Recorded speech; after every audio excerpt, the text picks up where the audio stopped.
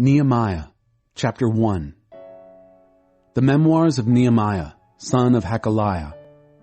It was the month of Kislev in the 20th year. At the time, I was in the palace complex at Susa. Hanani, one of my brothers, had just arrived from Judah with some fellow Jews.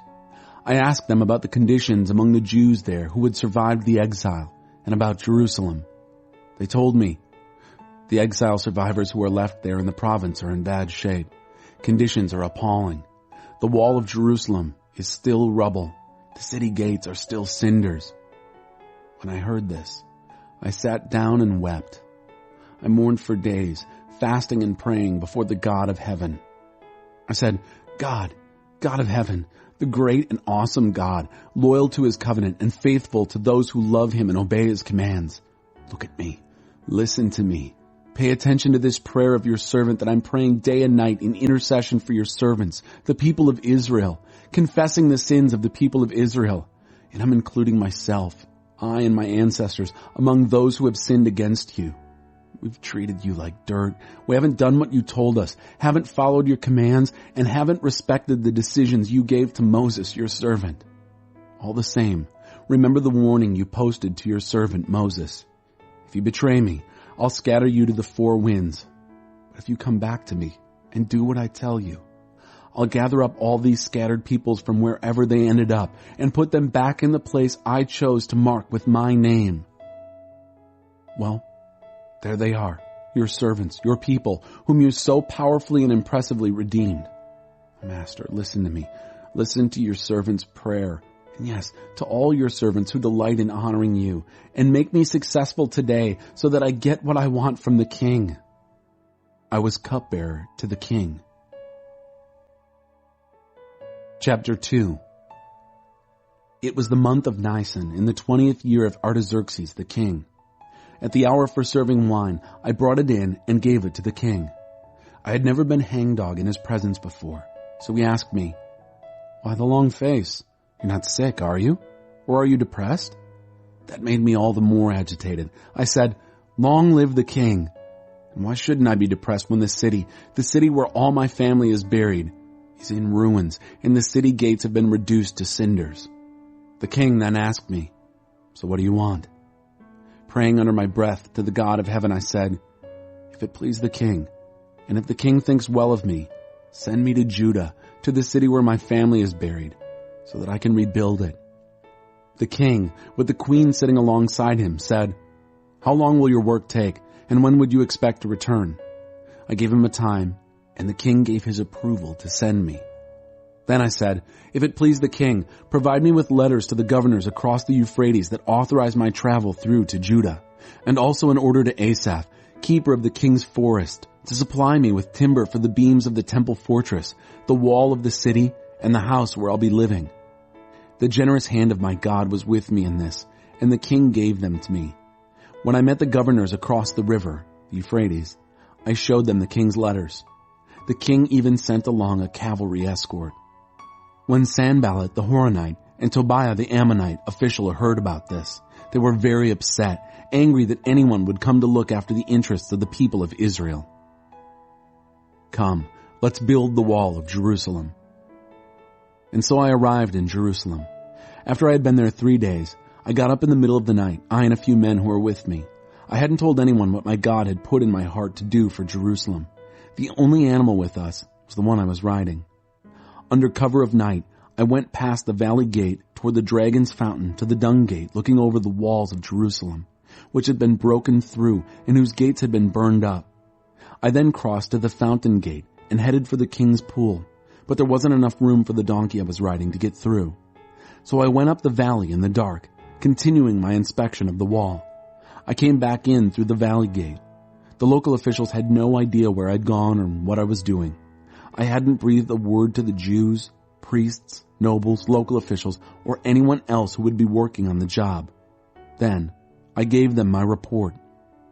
"Face it, we're in a bad way here. Jerusalem is a wreck. Its gates are burned up. Come, let's build the wall of Jerusalem and not live with this disgrace any longer." I told them how God was supporting me and how the king was backing me up. They said, "We're with you. Let's get started." They rolled up their sleeves, ready for the good work. When Sanballat the Horonite, Tobiah the Ammonite official, and Geshem the Arab heard about it, they laughed at us, mocking, "Ha! What do you think you're doing? Do you think you can cross the king?" I shot back, "The God of heaven will make sure we succeed.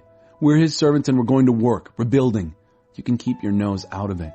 You get no say in this. Jerusalem's none of your business." Chapter 3.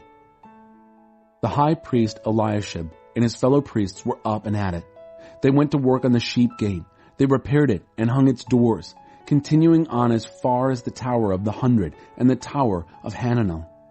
The men of Jericho worked alongside them, and next to them, Zachar, son of Imri.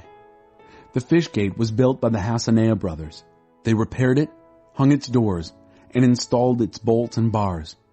Miramoth, son of Uriah, the son of Hakaz, worked.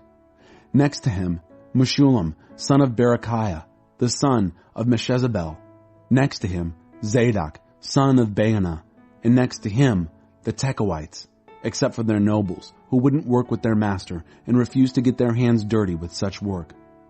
The Jeshanah gate was rebuilt by Joiada, son of Paseah, and Meshullam, son of Besodiah.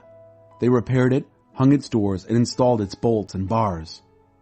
Melatiah the Gibeonite, Jadon the Meronothite, and the men of Gibeon and Mizpah, which was under the rule of the governor from across the Euphrates, worked alongside them. Uzziel, son of Harhiah of the goldsmiths' guild, worked next to him, and next to him Hananiah, one of the perfumers. They rebuilt the wall of Jerusalem as far as the broad wall. The next section was worked on by Raphiah, son of Hur, mayor of the half-district of Jerusalem. Next to him, Jediah, son of Harumaph, rebuilt the front of his house. Hattush, son of Hashbaniah, worked next to him. Malchijah, son of Hiram, and Hashab, son of Pahath-Moab, rebuilt another section that included the Tower of Furnaces. Working next to him was Shallum, son of Halahesh, mayor of the other half-district of Jerusalem, along with his daughters. The Valley Gate was rebuilt by Hanam and villagers of Zanoah. They repaired it, hung its doors, and installed its bolts and bars. They went on to repair 1,500 feet of the wall, as far as the Dung Gate. The Dung Gate itself was rebuilt by Malchijah, son of Rechab, the mayor of the district of Beth Hakerem. He repaired it, hung its doors, and installed its bolts and bars.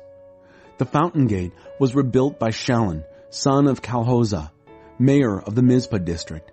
He repaired it, roofed it, hung its doors, and installed its bolts and bars.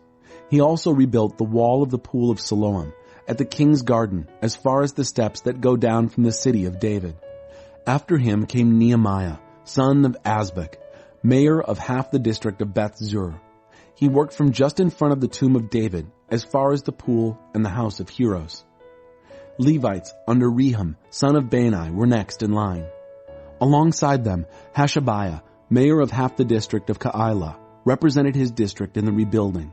Next to him, their brothers continued the rebuilding under Binnui, son of Henadad, mayor of the other half district of Keilah.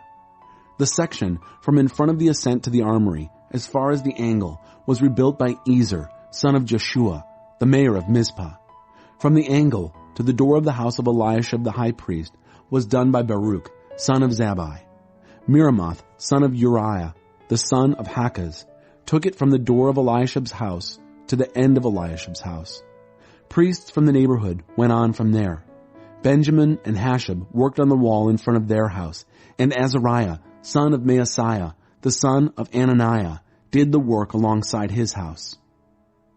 The section from the house of Azariah to the angle at the corner was rebuilt by Binnui, son of Henadad.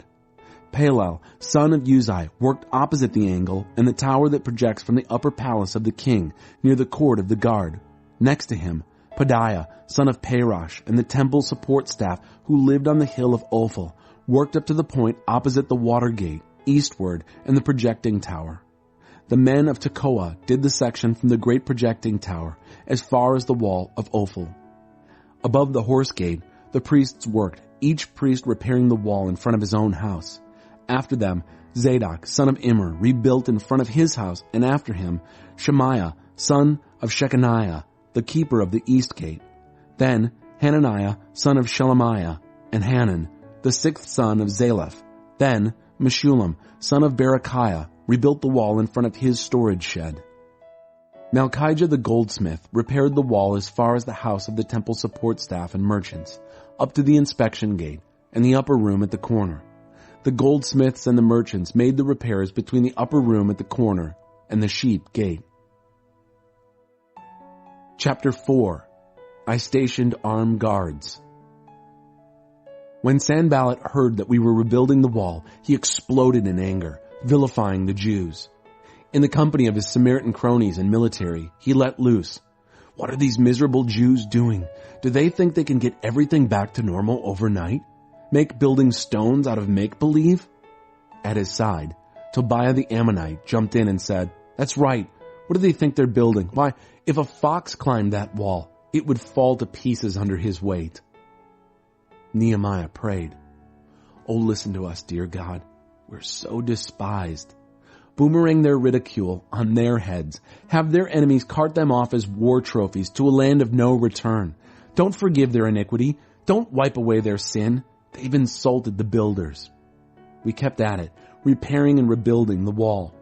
The whole wall was soon joined together and halfway to its intended height because the people had a heart for the work. When Sanballat, Tobiah, the Arabs, the Ammonites, and the Ashdodites heard that the repairs of the wall of Jerusalem were going so well, that the breaks in the wall were being fixed, they were absolutely furious. They put their heads together and decided to fight against Jerusalem and create as much trouble as they could. We countered with prayer to our God and set a round-the-clock guard against them. But soon, word was going around in Judah. The builders are pooped. The rubbish piles up. We're in over our heads. We can't build this wall. And all this time our enemies were saying, "They won't know what hit them. Before they know it, we'll be at their throats, killing them right and left. That will put a stop to their work." The Jews who were their neighbors kept reporting, "They have us surrounded. They're going to attack." If we heard it once, we heard it 10 times. So I stationed armed guards at the most vulnerable places of the wall and assigned people by families with their swords, lances, and bows. After looking things over, I stood up and spoke to the nobles, officials, and everyone else. Don't be afraid of them. Put your minds on the Master, great and awesome. And then, fight for your brothers, your sons, your daughters, your wives, and your homes. Our enemies learned that we knew all about their plan and that God had frustrated it. And we went back to the wall and went to work. From then on, half of my young men worked, while the other half stood guard with lances, shields, bows, and mail armor. Military officers served as backup for everyone in Judah who was at work rebuilding the wall. The common laborers held a tool in one hand and a spear in the other. Each of the builders had a sword strapped to his side as he worked. I kept the trumpeter at my side to sound the alert. Then I spoke to the nobles and officials and everyone else. There's a lot of work going on and we are spread out all along the wall, separated from each other. When you hear the trumpet call, join us there. Our God will fight for us. And so we kept working from first light until the stars came out, half of us holding lances. I also instructed the people. Each person and his helper is to stay inside Jerusalem, guards by night and workmen by day. We all slept in our clothes, I, my brothers, my workmen, and the guards backing me up. And each one kept his spear in his hand, even when getting water. Chapter 5. The Great Protest. A great protest was mounted by the people, including the wives, against their fellow Jews. Some said, "We have big families and we need food just to survive." Others said, "We're having to mortgage our fields and vineyards and homes to get enough grain to keep from starving." And others said, "We're having to borrow money to pay the royal tax on our fields and vineyards." Look, we're the same flesh and blood as our brothers here. Our children are just as good as theirs, yet here we are having to sell our children off as slaves. Some of our daughters have already been sold. And we can't do anything about it because our fields and vineyards are owned by somebody else. I got really angry when I heard their protest and complaints. After thinking it over, I called the nobles and officials on the carpet. I said, "Each one of you is gouging his brother." Then I called a big meeting to deal with them. I told them, "We did everything we could to buy back our Jewish brothers who had to sell themselves as slaves to foreigners. And now you're selling these same brothers back into debt slavery. Does that mean that we have to buy them back again?" They said nothing. What could they say? "What you're doing is wrong. Is there no fear of God left in you? Don't you care what the nations around here, our enemies, think of you? I and my brothers and the people working for me have also loaned them money. But this gouging them with interest has to stop. Give them back their foreclosed fields, vineyards, olive groves, and homes right now, and forgive your claims on their money, grain, new wine, and olive oil." They said, "We'll give it all back. We won't make any more demands on them. We'll do everything you say." Then I called the priests together and made them promise to keep their word. Then I emptied my pockets, turning them inside out, and said, "So may God empty the pockets and house of everyone who doesn't keep this promise," turned inside out and emptied. Everyone gave a wholehearted, "Yes, we'll do it," and praised God. And the people did what they promised. Remember in my favor, O my God. From the time King Artaxerxes appointed me as their governor in the land of Judah, from the 20th to the 32nd year of his reign, 12 years, neither I nor my brothers used the governor's food allowance. Governors who had preceded me had oppressed the people by taxing them 40 shekels of silver, about a pound, a day for food and wine, while their underlings bullied the people unmercifully. But out of fear of God, I did none of that. I had work to do. I worked on this wall. All my men were on the job to do the work. We didn't have time to line our own pockets.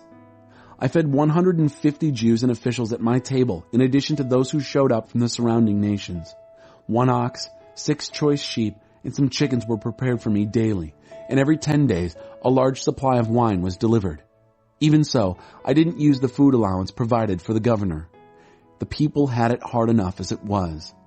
Remember in my favor, O my God, everything I've done for these people. Chapter 6. I'm doing a great work. I can't come down. When Sanballat, Tobiah, Geshem the Arab, and the rest of our enemies heard that I had rebuilt the wall and that there were no more breaks in it, even though I hadn't yet installed the gates, Sanballat and Geshem sent this message: "Come and meet with us at Kephirim in the valley of Ono." I knew they were scheming to hurt me, so I sent messengers back with this: "I'm doing a great work. I can't come down. Why should the work come to a standstill just so I can come down to see you?" 4 times they sent this message, and 4 times I gave them my answer. The 5th time, same messenger, same message. Sanballat sent an unsealed letter with this message: "The word is out among the nations, and Geshem says it's true, that you and the Jews are planning to rebel. That's why you are rebuilding the wall. The word is that you want to be king, and that you have appointed prophets to announce in Jerusalem, 'There's a king in Judah.' The king is going to be told all this.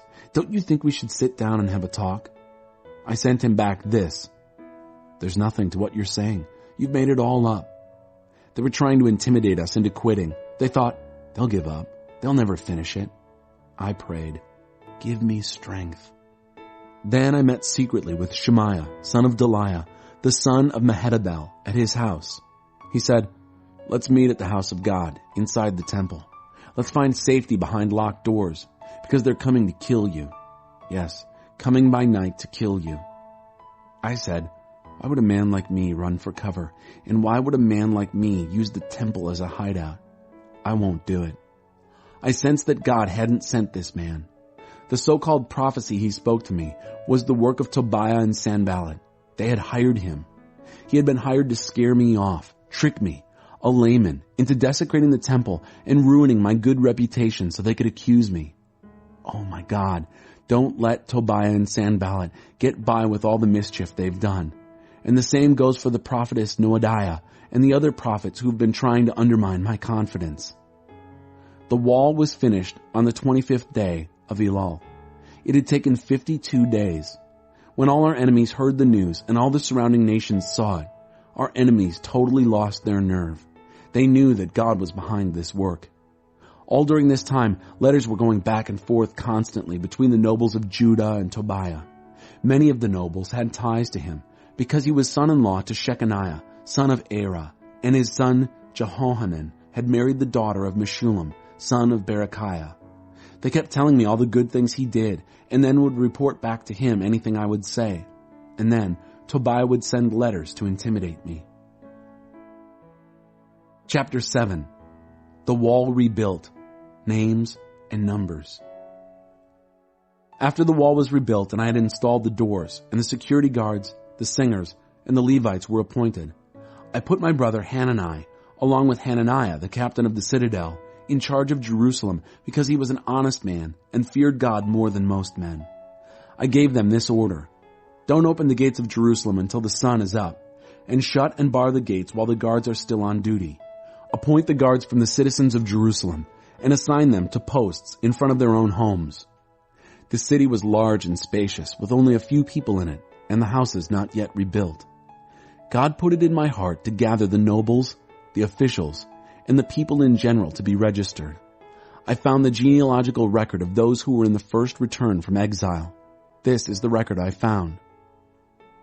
These are the people of the province who returned from the captivity of the exile, the ones Nebuchadnezzar, king of Babylon, had carried off captive. They came back to Jerusalem and Judah, each going to his own town. They came back in the company of Zerubbabel, Jeshua, Nehemiah, Azariah, Rehemiah, Nahamani, Mordecai, Bilshan, Mispireth, Bigvai, Nehum, and Baana. The numbers of the men of the people of Israel by families of origin: Parosh, 2,172. Shephatiah, 372. Era, 652.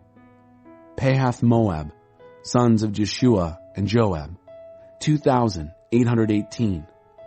Elam, 1,254. Zatu, 845. Zakkai, 760. Binnui, 648. Bebai, 628. Asgad, 2,322. Adonikam, 667. Bigvai, 2,067. Adin, 655. Ater, sons of Hezekiah, 98. Hashem, 328. Bezai, 324. Hariph, 112. Gibeon, 95. Israelites identified by place of origin: Bethlehem and Netophah, 188. Anathoth, 128. Beth Asmaveth, 42. Kiriath Jearim, Kephirah, and Beeroth, 743. Ramah and Geba, 621. Michmash, 122. Bethel and Ai, 123. Nebo, the other one, 52. Elam, the other one, 1,254. Haram, 320. Jericho, 345. Lod, Hadid, and Ono, 721. Senea, 3,930. Priestly families: Jediah, sons of Jeshua, 973. Immer, 1,052. Pashur, 1,247. Haram, 1,017. Levitical families: Jeshua, sons of Kadmiel and of Hodaviah, 74. Singers: Asaph's family line, 148. Security guard families: Shallum, Ater, Talmon, Akab, Hatita, and Shobai, 138. Families of support staff: Zia, Hasupha, Tabaoth, Kiros, Saya, Padon, Labana, Hagabah, Shalmai, Hanan, Gidel, Gehar, Raiah, Rezin, Nekoda, Gazam, Uzzah, Paseah, Besai, Meunim, Nephusim, Bakbuk, Hakupha, Harhur, Bazluth, Mahida, Harsha, Barkos, Sisera, Tema, Neziah, and Hadaphah. Families of Solomon's servants: Sotai, Sophireth, Perida, Jaela, Darkon, Giddel, Shephatiah, Hattil, Pokereth-Hazzebaim, and Amon. The temple support staff and Solomon's servants added up to 392. These are those who came from Tel Melah, Tel Harsha, Kerub, Adon, and Immer. They weren't able to prove their ancestry, whether they were true Israelites or not. The sons of Delaiah, Tobiah, and Nekoda, 642. Likewise with these priestly families. The sons of Hobaiah, Hakaz, and Barzillai, who had married a daughter of Barzillai the Gileadite, and took that name. They looked high and low for their family records, but couldn't find them, and so they were barred from priestly work as ritually unclean. The governor ruled that they could not eat from the holy food until a priest could determine their status by using the Urim and Thummim. The total count for the congregation was 42,360. That did not include the male and female slaves, who numbered 7,337. There were also 245 male and female singers, and there were 736 horses, 245 mules, 435 camels, and 6,720 donkeys. Some of the heads of families made voluntary offerings for their work. The governor made a gift to the treasury of 1,000 drachmas of gold, about 19 pounds, 50 bowls, and 530 garments for the priests. Some of the heads of families made gifts to the treasury for the work. It came to 20,000 drachmas of gold and 2,200 minas of silver, about 1 1/3 tons. Gifts from the rest of the people totaled 20,000 drachmas of gold, about 375 pounds, 2,000 minas of silver, and 67 garments for the priests. The priests, Levites, security guards, singers, and temple support staff, along with some others, and the rest of the people of Israel, all found a place to live in their own towns. Chapter 8. Ezra and the Revelation. By the time the 7th month arrived, the people of Israel were settled in their towns. Then all the people gathered as one person in the town square in front of the water gate and asked the scholar Ezra to bring the book of the revelation of Moses that God had commanded for Israel. So Ezra the priest brought the revelation to the congregation, which was made up of both men and women, everyone capable of understanding.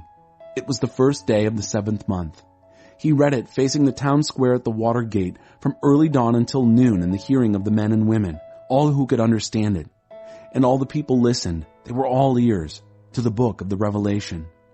The scholar Ezra stood on a wooden platform constructed for the occasion. He was flanked on the right by Mattathiah, Shema, Ananiah, Uriah, Hilkiah, and Maaseiah, and on the left by Pedaiah, Mishael, Malchijah, Hashem, Hashbaddanah, Zechariah, and Meshullam. Ezra opened the book. Every eye was on him. He was standing on the raised platform. And as he opened the book, everyone stood. Then Ezra praised God, the great God, and all the people responded, "Oh, yes, yes," with hands raised high. And then they fell to their knees in worship of God, their faces to the ground.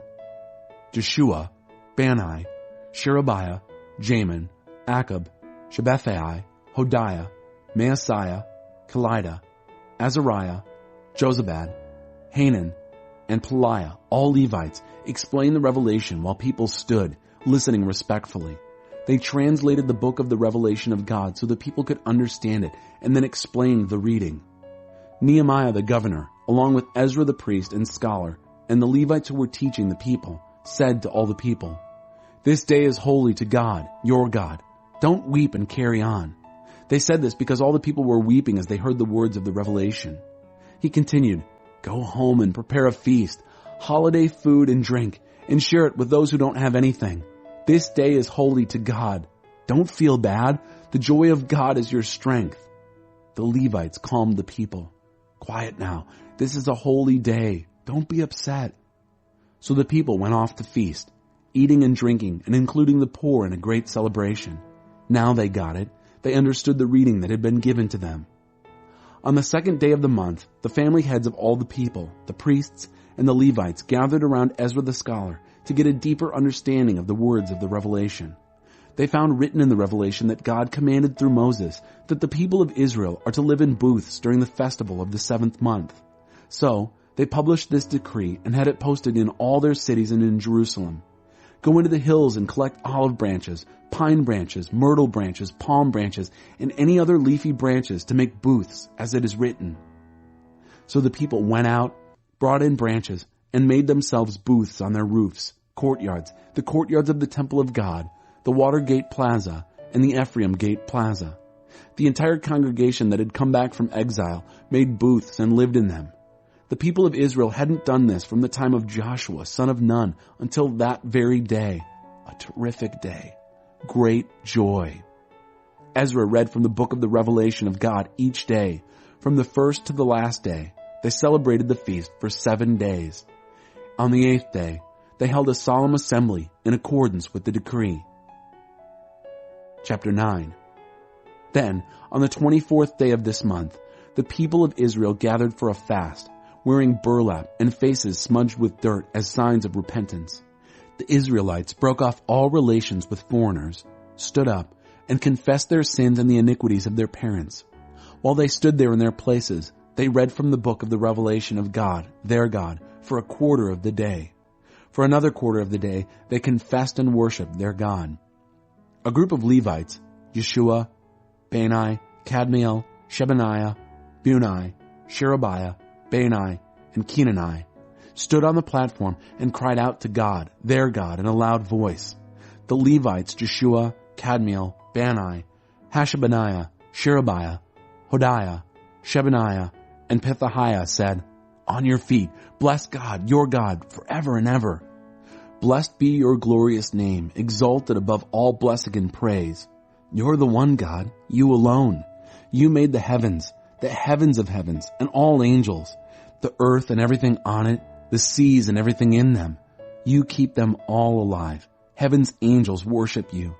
You're the one God, the God, who chose Abram and brought him from Ur of the Chaldees and changed his name to Abraham.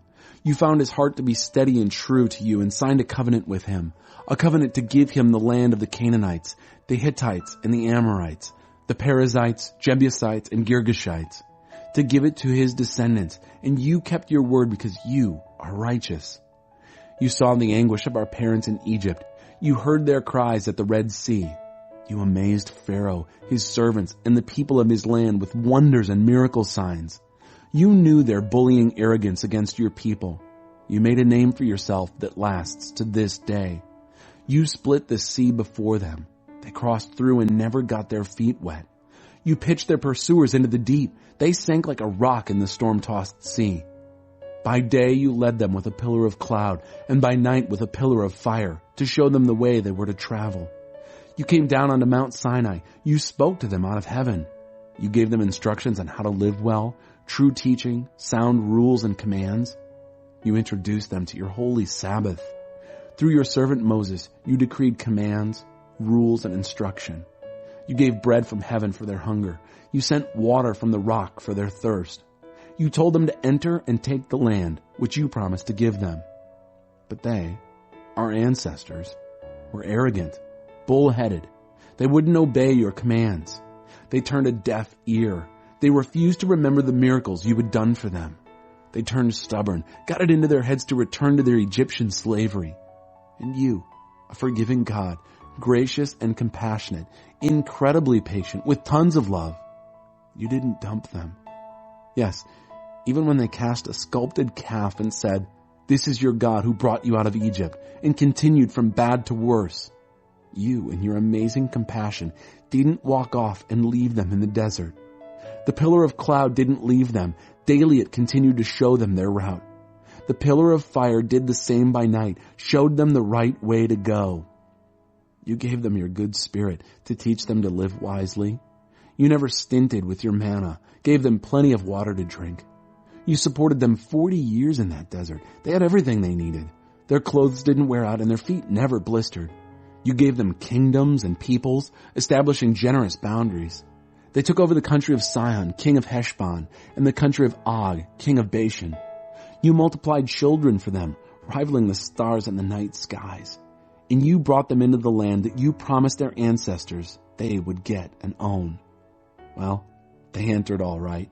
They took it and settled in. The Canaanites who lived there, you brought to their knees before them. You turned over their land, kings and peoples, to do with as they pleased. They took strong cities and fertile fields. They took over well-furnished houses, cisterns, vineyards, olive groves, and lush, extensive orchards.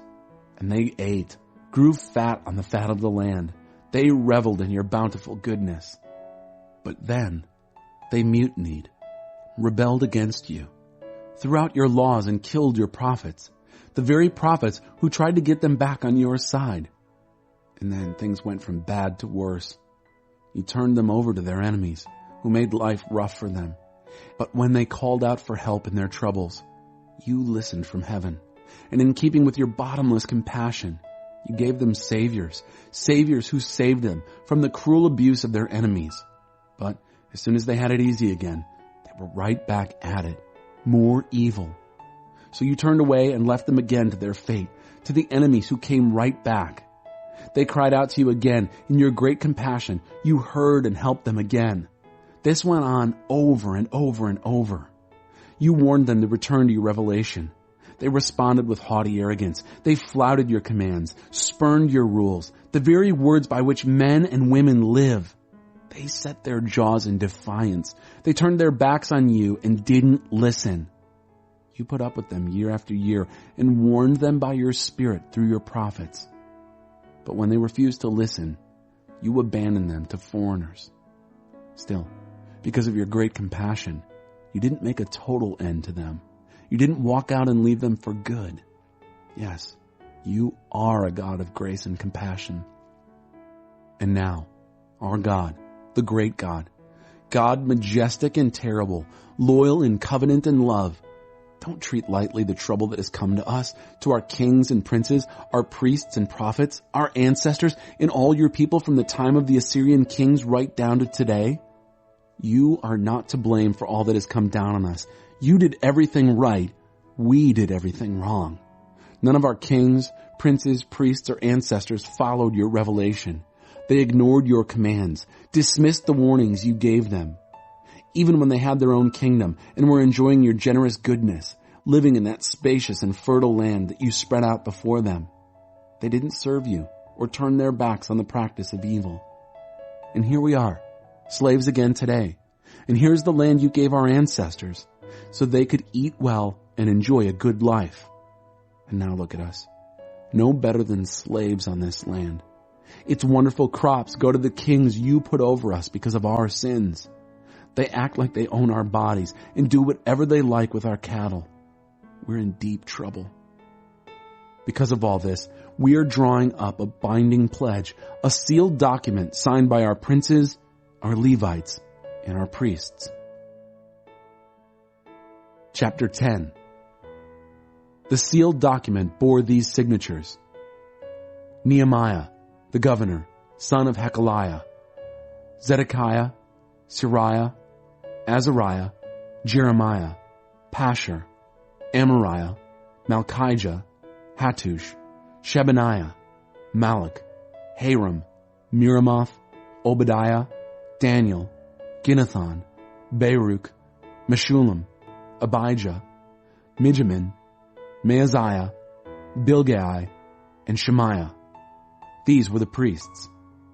The Levites, Jeshua, son of Azaniah, Benui of the sons of Henadad, Kadmiel, and their kinsmen, Shebaniah, Hodiah, Kelida, Peliah, Hanan, Micah, Rehab, Hashabiah, Zachar, Sherebiah, Shebaniah, Hodiah, Bani, and Beninu.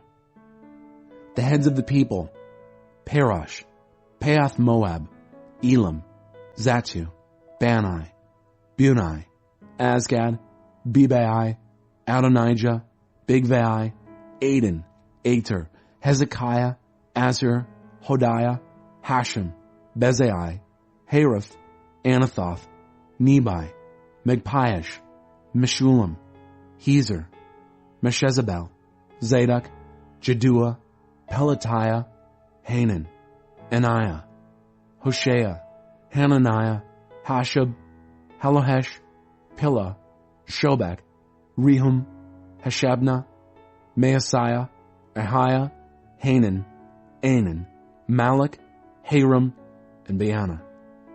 The rest of the people, priests, Levites, security guards, singers, temple staff, and all who separated themselves from the foreign neighbors to keep the revelation of God, together with their wives, sons, daughters, everyone old enough to understand, all joined their noble kinsmen in a binding oath to follow the revelation of God given through Moses, the servant of God, to keep and carry out all the commandments of God, our Master, all his decisions and standards.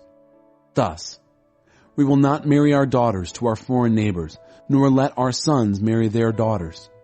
When the foreign neighbors bring goods or grain to sell on the Sabbath, we won't trade with them, not on the Sabbath or any other holy day. Every 7th year, we will leave the land fallow and cancel all debts. We accept the responsibility for paying an annual tax of 1/3 of a shekel, about an 1/8 ounce, for providing the temple of our God with bread for the table, regular grain offerings, regular whole burnt offerings, offerings for the Sabbaths, new moons, and appointed feasts, dedication offerings, absolution offerings to atone for Israel, maintenance of the temple of our God. We, priests, Levites, and the people, have cast lots to see when each of our families will bring wood for burning on the altar of our God, following the yearly schedule set down in the Revelation.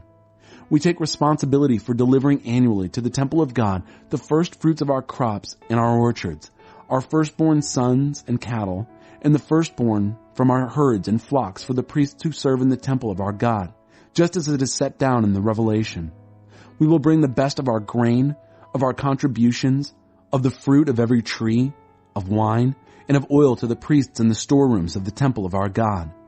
We will bring the tithes from our fields to the Levites, since the Levites are appointed to collect the tithes in the towns where we work.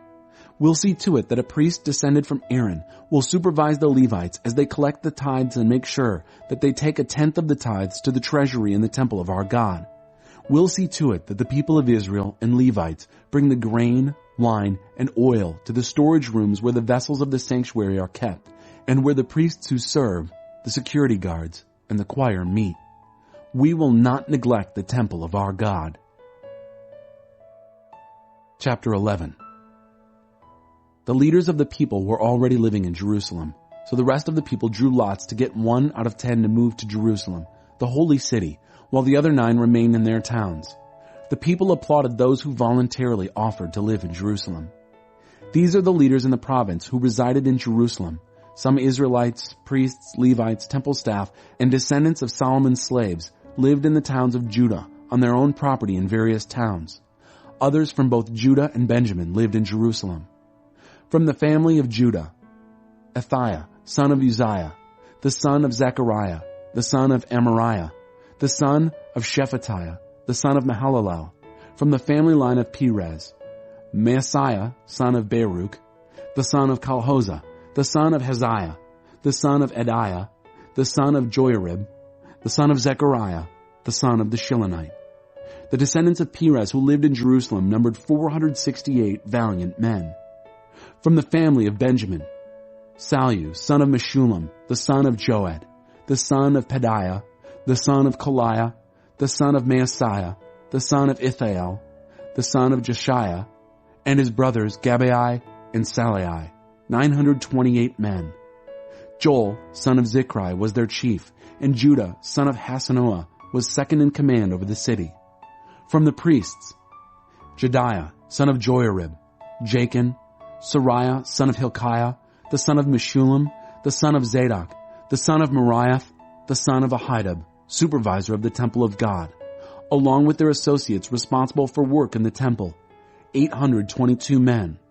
Also, Adiah, son of Jeroham, the son of Pelaliah, the son of Amzai, the son of Zechariah, the son of Pashur, the son of Melchijah, and his associates who were heads of families, 242 men. Amashai, son of Azarel, the son of Azai, the son of Meshillemoth, the son of Immer, and his associates, all valiant men, 128 men. Their commander was Zabdiel, son of Haggedolim. From the Levites, Shemaiah, son of Hashab, the son of Azrikam, the son of Hashabiah, the son of Bunai, Shabbathiah and Jozabad, 2 of the leaders of the Levites who were in charge of the outside work of the temple of God. Mattaniah, son of Micah, the son of Zabdi, the son of Asaph, the director who led in thanksgiving and prayer. Bakbukiah, second among his associates, and Abda, son of Shemuah, the son of Galal, the son of Jeduthun. The Levites in the holy city totaled 284. From the security guards, Akab, Talmon, and their associates who kept watch over the gates, 172 men. The rest of the Israelites, priests, and Levites were in all the towns of Judah, each on his own family property. The temple staff lived on the hill Ophel. Zihah and Gishpa were responsible for them. The chief officer over the Levites in Jerusalem was Uzzi, son of Bani, the son of Hashabiah, the son of Mattaniah, the son of Micah. Uzzi was one of Asaph's descendants, singers who led worship in the temple of God. The singers got their orders from the king, who drew up their daily schedule. Pethahiah, son of Meshezabel, a descendant of Zerah, son of Judah, represented the people's concerns at the royal court. Some of the Judeans lived in the villages near their farms: Kiriath Arba, Hebron and suburbs, Dibon and suburbs, Jekabzeel and suburbs, Jeshua, Meloda, Beth Pelet, Hazar Shual, Beersheba and suburbs, Ziklag, Mekona and suburbs, En Rimmon, Zorah, Jarmuth, Zanoah, Adullam and their towns, Lachish and its fields, Azekah and suburbs. They were living all the way from Beersheba to the valley of Hinnom. The Benjaminites from Geba lived in Michmash, Aijah, Bethel and its suburbs, Anathoth, Nob and Ananiah, Hazor, Ramah and Gittaim, Hadid, Zeboim, and Neballat, Lod and Ono in the valley of the craftsmen. Also, some of the Levitical groups of Judah were assigned to Benjamin. Chapter 12. These are the priests and Levites who came up with Zerubbabel, son of Shealtiel, and with Jeshua: Sariah, Jeremiah, Ezra, Amariah, Malach, Hattush, Shechaniah, Rehum, Meremoth, Iddo, Ginnathan, Abijah, Mijamin, Moadiah, Bilgah, Shemaiah, Joiarib, Jediah, Sallu, Amok, Hilkiah, and Jediah. These were the leaders of the priests during the time of Jeshua. And the Levites: Jeshua, Binnui, Kadmiel, Sherebiah, Judah. Mattaniah, with his brothers, was in charge of songs of praise, and their brothers, Bakbukiah and Unai, stood opposite them in the services of worship. Jeshua fathered Joachim, Joachim fathered Eliashib, Eliashib fathered Joiada, Joiada fathered Jonathan, and Jonathan fathered Jaddua. During the time of Joachim, these were the heads of the priestly families: of the family of Sariah, Moriah; of Jeremiah, Hananiah; of Ezra, Meshullam; of Amariah, Jehohanan; of Malach, Jonathan; of Shechaniah, Joseph; of Haram, Adnah; of Meremoth, Helkai; of Iddo, Zechariah; of Ginnathan, Meshullam; of Abijah, Zichri; of Meniamin and Moadiah, Piltai; of Bilgah, Shemua; of Shemaiah, Jehonathan; of Joiarib, Mattaniah; of Jediah, Uzzi; of Sallu, Kalai; of Amok, Eber; of Hilkiah, Hashabiah; and of Jediah, Nethanel. During the time of Eliashib, Joiada, Johanan, and Jaddua, the Levites were registered as heads of families. During the reign of Darius the Persian, the priests were registered. The Levites who were heads of families were registered in the book of the Chronicles until the time of Johanan, son of Eliashib. These were Hashabiah, Sherebiah, and Jeshua, son of Kadmiel. Their brothers stood opposite them to give praise and thanksgiving, one side responding to the other, as had been directed by David, the man of God. The security guards included Mattaniah, Bakbukiah, Obadiah, Meshullam, Talmon, and Akab. They guarded the storerooms at the gates. They lived during the time of Joachim, son of Jeshua, the son of Jozadak, the time of Nehemiah the governor, and of Ezra, the priest and scholar. Dedication of the wall. When it came time for the dedication of the wall, They tracked down and brought in the Levites from all their homes in Jerusalem to carry out the dedication exuberantly. Thanksgiving hymns, songs, cymbals, harps, and lutes. The singers assembled from all around Jerusalem, from the villages of the Netophathites, from Beth Gilgal, from the farms at Geba and Asmaveth. The singers had built villages for themselves all around Jerusalem.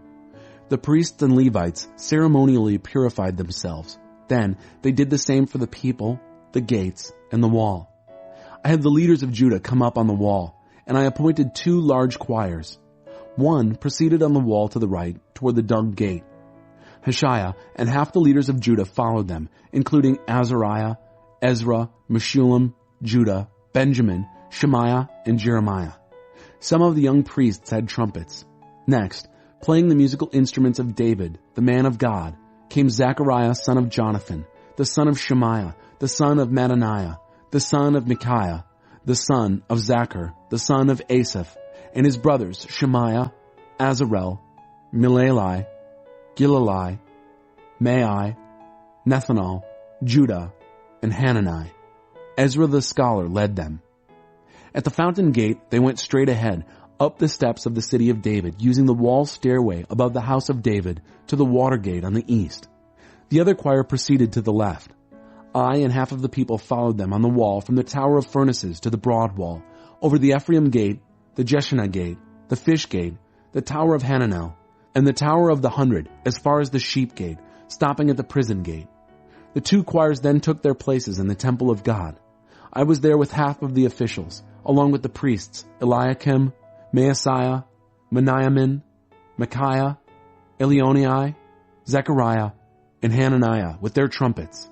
Also, Maaseiah, Shemaiah, Eleazar, Uzai, Jehohanan, Melchijah, Elam, and Ezer. The singers, directed by Jezrahiah, made the rafters ring. That day they offered great sacrifices, in exuberant celebration because God had filled them with great joy. The women and children raised their happy voices with all the rest. Jerusalem's jubilation was heard far and wide. That same day, men were appointed to be responsible for the storerooms for the offerings, the firstfruits, and the tithes. They saw to it that the portion directed by the revelation for the priests and Levites was brought in from the farms connected to the towns. Judah was so appreciative of the priests and Levites and their service. They, along with the singers and security guards, had done everything so well, conducted the worship of their God and the ritual of ceremonial cleansing in a way that would have made David and his son Solomon proud. That's the way it was done in the olden days, the days of David and Asaph, when they had choir directors for singing songs of praise and thanksgiving to God. During the time of Zerubbabel and Nehemiah, all Israel contributed the daily allowances for the singers and security guards. They also set aside what was dedicated to the Levites, and the Levites did the same for the Aaronites. Chapter 13. Also on that same day, there was a reading from the book of Moses in the hearing of the people. It was found written there that no Ammonite or Moabite was permitted to enter the congregation of God, because they hadn't welcomed the people of Israel with food and drink. They even hired Balaam to work against them by cursing them. But our God turned the curse into a blessing. When they heard the reading of the revelation, they excluded all foreigners from Israel. Sometime before this, Eliashib the priest had been put in charge of the storerooms of the temple of God. He was close to Tobiah and had made available to him a large storeroom that had been used to store grain offerings, incense, worship vessels, and the tithes of grain, wine, and oil for the Levites, singers, and security guards, and the offerings for the priests. When this was going on, I wasn't there in Jerusalem. In the 32nd year of Artaxerxes, king of Babylon, I had traveled back to the king. But later, I asked for his permission to leave again. I arrived in Jerusalem and learned of the wrong that Eliashib had done in turning over to him a room in the courts of the temple of God. I was angry, really angry, and threw everything in the room out into the street, all of Tobiah's stuff. Then, I ordered that they ceremonially cleanse the room. Only then did I put back the worship vessels of the temple of God, along with the grain offerings and the incense. And then I learned that the Levites hadn't been given their regular food allotments. So the Levites and singers who led the services of worship had all left and gone back to their farms. I called the officials on the carpet. Why has the temple of God been abandoned? I got everyone back again and put them back on their jobs so that all Judah was again bringing in the tithe of grain, wine, and oil to the storerooms. I put Shelemiah the priest, Zadok the scribe, and a Levite named Pedaiah in charge of the storerooms. I made Hanan, son of Zachar, the son of Mattaniah, their right-hand man. These men had a reputation for honesty and hard work. They were responsible for distributing the rations to their brothers. Remember me, O my God, for this. Don't ever forget the devoted work I have done for the temple of God and its worship. During those days, while back in Judah, I also noticed that people treaded wine presses, brought in sacks of grain, and loaded up their donkeys on the Sabbath. They brought wine, grapes, figs, and all kinds of stuff to sell on the Sabbath. So I spoke up and warned them about selling food on that day. Tyrians living there brought in fish and whatever else, selling it to Judeans, in Jerusalem, mind you, on the Sabbath. I confronted the leaders of Judah. What's going on here? This evil, profaning the Sabbath. Isn't this exactly what your ancestors did? And because of it, didn't God bring down on us in this city all this misery? And here you are adding to it, accumulating more wrath on Jerusalem by profaning the Sabbath. As the gates of Jerusalem were darkened by the shadows of the approaching Sabbath, I ordered the doors shut and not to be opened until the Sabbath was over. I placed some of my servants at the gates to make sure that nothing to be sold would get in on the Sabbath day. Traders and dealers in various goods camped outside the gates once or twice, but I took them to task. I said, "You have no business camping out here by the wall. If I find you here again, I'll use force to drive you off." And that did it. They didn't come back on the Sabbath. Then I directed the Levites to ceremonially cleanse themselves and take over as guards at the gates to keep the sanctity of the Sabbath day. Remember me also for this, my God. Treat me with mercy according to your great and steadfast love. Also in those days, I saw Jews who had married women from Ashdod, Ammon, and Moab. Half the children couldn't even speak the language of Judah. All they knew was the language of Ashdod or some other tongue. So I took those men to task, gave them a piece of my mind, even slapped some of them and jerked them by the hair. I made them swear to God, "Don't marry your daughters to their sons, and don't let their daughters marry your sons, and don't you yourselves marry them. Didn't Solomon, the king of Israel, sin because of women just like these? Even though there was no king quite like him, and God loved him and made him king over all Israel. Foreign women were his downfall. Do you call this obedience? Engaging in this extensive evil, showing yourselves faithless to God by marrying foreign wives?" One of the sons of Joiada, the son of Eliashib the high priest, was the son-in-law of Sanballat the Horonite. I drove him out of my presence. Remember them, O my God, how they defiled the priesthood and the covenant of the priests and Levites. All in all, I cleansed them from everything foreign. I organized the orders of service for the priests and Levites so that each man knew his job. I arranged for a regular supply of altar wood at the appointed times and for the first fruits. Remember me, O my God, for good.